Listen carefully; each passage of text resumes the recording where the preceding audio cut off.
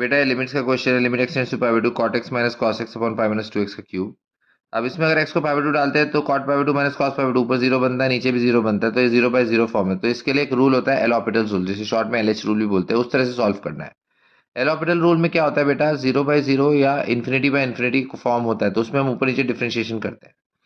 Cot का derivative minus cosec square, cos का minus sign यानी प्लस साइन एक्स हो जाएगा। नीचे हमें चेन रूल करना पड़ेगा। पाई माइनस 2x को t बोला तो टी क्यूब का डेरिवेटिव 3t स्क्वायर, तो 3 इंटू पाई माइनस 2x का स्क्वायर। फिर अंदर वाला जो ब्रैकेट का टर्म है फिर से डिफरेंशिएट करो तो -2, तो 3 इंटू -2 -6 बाहर आ गया, मतलब -1/6 हो गया। फिर यहाँ पे वापस ऊपर नीचे फिर से करेंगे, तो ऊपर चेन रूल माइनस इसका टी स्क्वायर, तो 2 कोसेक एक्स, कोसेक का minus cosec into cot, sine का कॉस होता है। फिर यहाँ टी स्क्वायर का 2t, तो 2 इंटू पाई माइनस 2x, पाई माइनस 2x को फिर से किया तो -2, 2 इंटू -2 -4 बाहर आ गया, तो माइनस माइनस कैंसिल, 1/24 हो गया। ठीक है, 1/24 हो गया। फिर वापस से डिफरेंशिएशन करो, तो ये माइनस माइनस प्लस हो जाएगा, 2 बाहर निकाल लिया, ये cot x into cosec square x है, तो यहाँ हम प्रोडक्ट रूल लगा रहे हैं।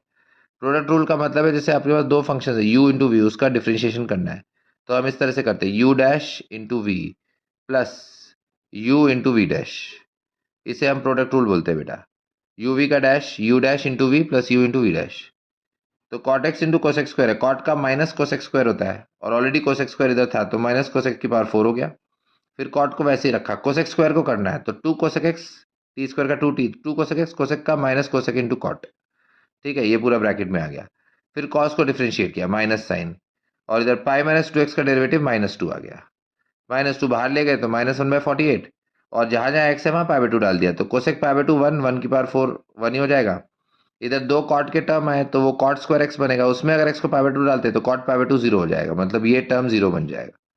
तो ये टर्म बेटा 0 हो जाएगा, और लास्ट में साइन एक्स भी है, तो उसमें पाई बाय 2 डाला तो वो -1 अलग से आता है।